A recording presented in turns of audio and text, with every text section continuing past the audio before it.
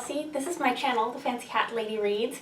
I am wearing a very special fancy hat that I can only wear in the month of October because it is time for my monthly recommendations video for the month of October. Monthly Recommendations is a Goodreads group created by Trina from Between Chapters and Kayla Rain. I will link the group and all of the info down below so you can find it. Every month they give us a topic for booktubers and bloggers to create a list of recommendations based on the topic for the month.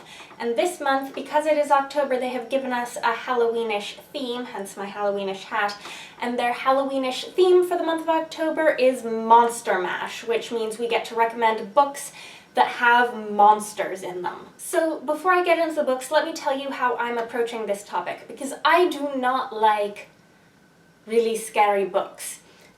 So these aren't going to be like scary horror books, but I do want to give you some books that I feel are seasonally appropriate for autumn, October, Halloween. So there's a fine line there. I am also walking a bit of a fine line with what I consider to be a monster.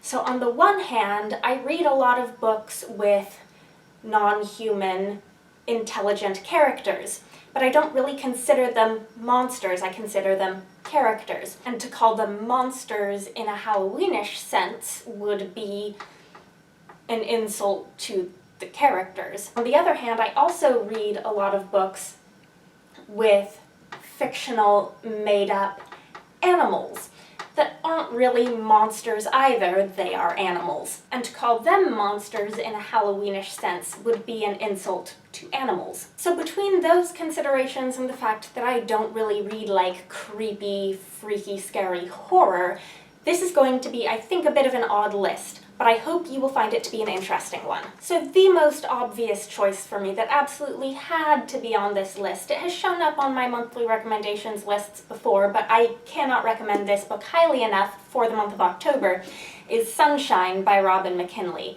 This is a vampire book, and it is the only vampire book that I have read that I actually really like and wholeheartedly recommend. Because I am usually not into the vampire thing at all. But one of the things that I think McKinely does so well as a fantasy author is present the mystery of magic and magical things that are just not quite within the realm of human understanding. And that is what her vampires are in this book, and that is what makes them scary. It also presents what seems to me like a really refreshing psychological character study of a protagonist who, on so many levels, simply cannot cope with the things that are happening in the book. Because really, who among us would be able to cope with the vampires? This is a book that I have now read 3 times, and I have found new things in it that I think are interesting every time. Apart from vampires, there are also like demons and were-things in this book, and I'm going to tell you that once you have imagined the existence of were-chickens, you will never be able to unimagine the existence of were-chickens. The next 2 books I want to talk about are books that I don't have physical copies of because they came from the library. The first one is maybe a little bit of a cheat for a recommendations list because it is the second book in a series, and I'm not recommending the first book for this topic. I am recommending the second book for this topic. And that is Tower of Thorns by Juliet Marillier. This is the second book in the Blackthorn and Grimm series. The first book is Dreamer's Pool. I thought Dreamer's Pool was so-so. I read it before joining BookTube. I thought Tower of Thorns was an improvement over the first book, and I'm anticipating Den of Wolves, which is going to be the third and final book, I think, in this trilogy that's coming out next month, early next month, late this month? Soon, it's coming out soon. These, like many of this author's books, are stories that take place sometime in medieval-ish Ireland that I don't know enough of the history about to actually place the exact time period, but they are historical fantasy with fae folklore mixed in. And this series has a bit of a sort of magical mystery slant to it, which I think makes it good for October. Blackthorn, a healer, and Grimm, her traveling companion, make a magical escape out of a prison at the beginning of the first book. And in each book, they end up eventually being enlisted to help solve some sort of problem or mystery. And in the second book, they get called out to the lands of Lady Gillis, who has a mysterious problem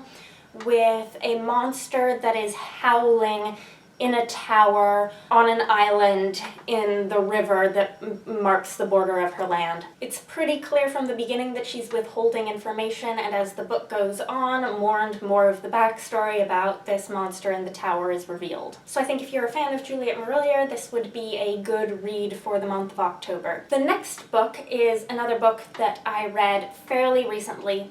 This is, I think, stretching it a bit in terms of the theme, but I'm going to make it stretch because I think it is a good October recommendation. And because I would like to give this book some broader recognition, is a graphic novel that I read for the Underhyped Reads Readathon last month, and that is Cursed Pirate Girl Volume 1 by Jeremy A. Bastian.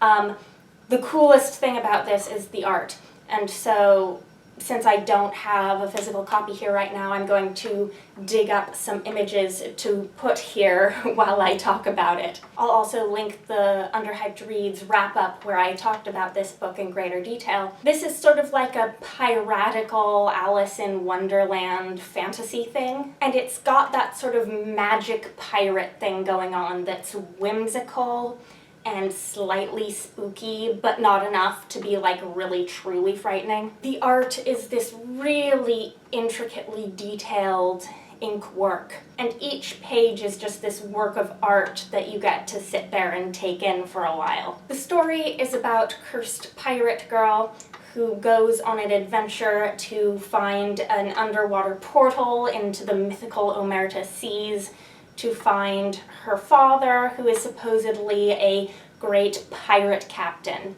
And although they are not necessarily the focus, there are quite a lot of strange creatures that show up on the pages of this book. Do you see? Do you see? I'm just going to assume that I found some good images to put here.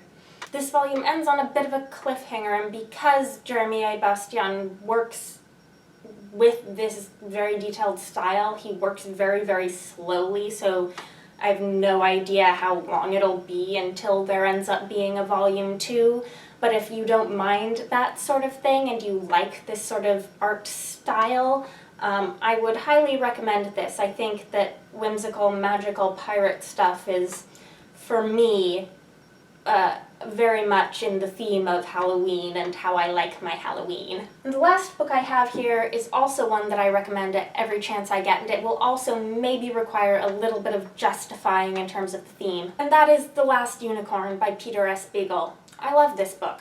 And I know what you're thinking. You're thinking, Kelsey, you were going for spooky Halloweenish monster creatures. Unicorns are not spooky and Halloweenish, I know. The monsters I want to talk about with this book are not the unicorn. What came to mind when this theme was announced that made me think of this book is a scene towards the beginning of this book that involves a witch named Mommy Fortuna who has a carnival called Mommy Fortuna's Midnight Carnival. She captures the unicorn for the carnival, which is why we're concerned with it in the first place. But she has in this carnival so-called mythical or magical creatures that are actually just normal, unhappy, sad animals in cages that she has cast magic upon so that the people who are looking at them think they are seeing magical beasts. And the only exceptions are, of course, the unicorn and a harpy, and the harpy is real. This strikes me as really appropriate for Halloween, which is a day when we all put on costumes and pretend to be things other than what we are. And there is a thing in this portion of this book that I remember struck me very deeply when I was reading it, that almost made me cry. And it is about a spider, and I will let you discover it for yourself. Also, the spider isn't in the animated movie, so if you want to know about the spider, you have to read the book. Anyhow, these were my monthly recommendations for the month of October. It was 4 books, but I only have 2 of them in physical copies. Let me know if you've read any of these books. I want to talk about them with you. Also, let me know if you have any Octoberish, monsterish, creepy but actually not frightening or like whimsical Octoberish Halloween-y reads, you know, that sort of thing that you think I might like. I would like recommendations. Or let me know what type of books you like to read in the month of October leading up to Halloween. Okay, that is all. Bye for now.